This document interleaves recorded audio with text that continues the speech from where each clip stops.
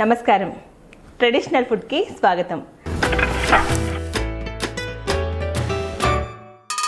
సాంప్రదాయమైన వంటకాల్లో ఇవాళ కందిపప్పు వంకాయ సాంబార్ చేసి చూపించబోతున్నాను. వాటికి కావాల్సిన పదార్థాలు ఏంటో ఒకసారి చూద్దాం. కందిపప్పు వంకాయ సాంబార్కి కావాల్సిన పదార్థాలు: కందిపప్పు, వంకాయ, ఉల్లిపాయలు, వెల్లుల్లిపాయలు, టమాటో, చింతపండు, పచ్చిమిర్చి, ఎండుమిర్చి, పసుపు, ఉప్పు, కారం, పోపు దినుసులు, జీలకర్ర, కొత్తిమీర, కరివేపాకు, నూనె.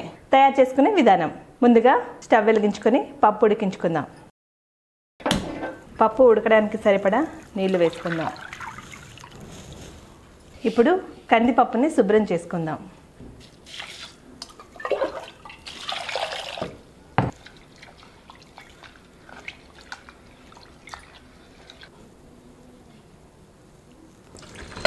కందిపప్పు శుభ్రం చేసుకోవడం అయిపోయింది.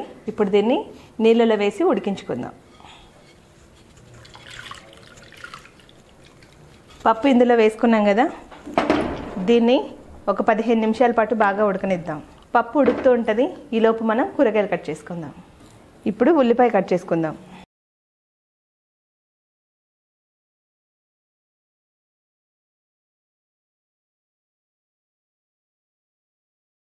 ఉల్లిపాయ ముక్కలు కట్ చేసుకోవడం అయిపోయింది. వీటిని ఒక బౌల్లోకి తీసేసుకుందాం. ఇప్పుడు పచ్చిమిర్చి కట్ చేసుకుందాం.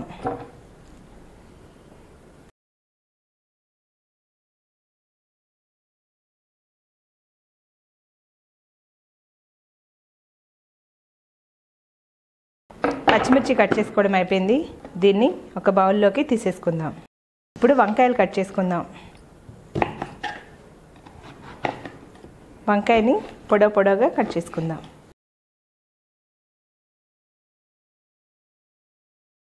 వంకాయలు కట్ చేసుకోవడం అయిపోయింది. వీటిని ఒక బౌల్లోకి తీసేసుకుందాం. ఇప్పుడు టమాటాలు కట్ చేసుకుందాం.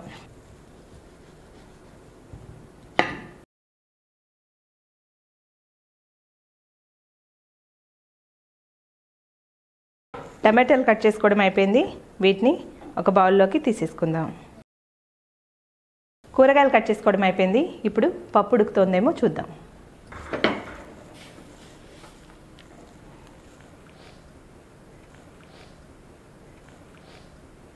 పప్పు ఉడుకుతూ ఉందండి. దీన్ని ఇంకో 10 నిమిషాల పాటు బాగా ఉడకనిద్దాం. పప్పు ఉడుకుతోందండి. ఇందులో ముందుగా కట్ చేసి పెట్టుకున్న వంకాయ ముక్కలు వేసేసుకుందాం.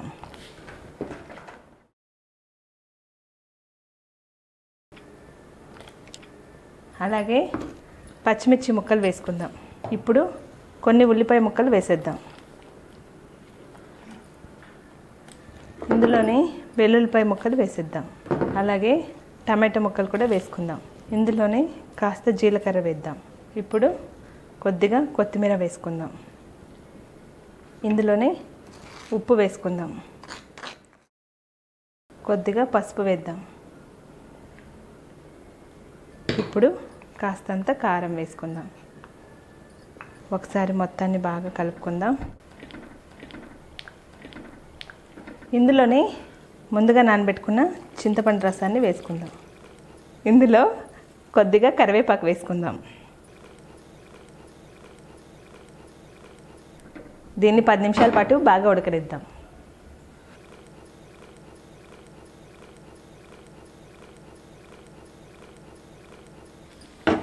వంకాయ సాంబార్ రెడీ అయిపోయిందండి. ఇప్పుడు పోపు వేసేసుకుందాం. ముందుగా స్టవ్ వెలిగించుకుందాం.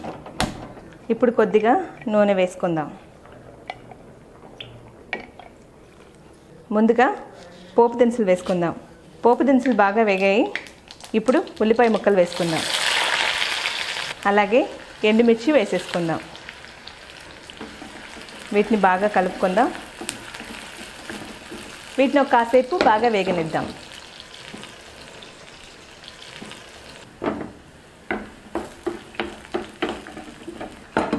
పోపు బాగా వేగిందండి. దీన్ని మరుగుతున్న సాంబార్లో వేసేసుకుందాం.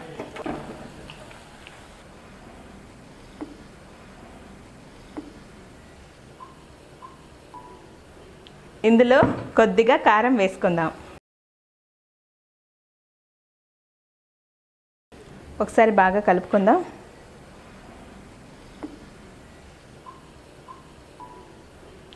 ఇందులోనే కాస్త కరివేపాకు వేసుకుందాం. దీన్ని ఇంకొకసారి బాగా కలుపుకుందాం. వంకాయ సాంబార్ని ఒక 10 నిమిషాల పాటు బాగా ఉడకనిద్దాం. వంకాయ సాంబార్ రెడీ అయిపోయిందండి. స్టవ్ ఆఫ్ చేసేసుకొని ఇప్పుడు ఇది ఎలా ఉందో టేస్ట్ చేసి చెప్తాను.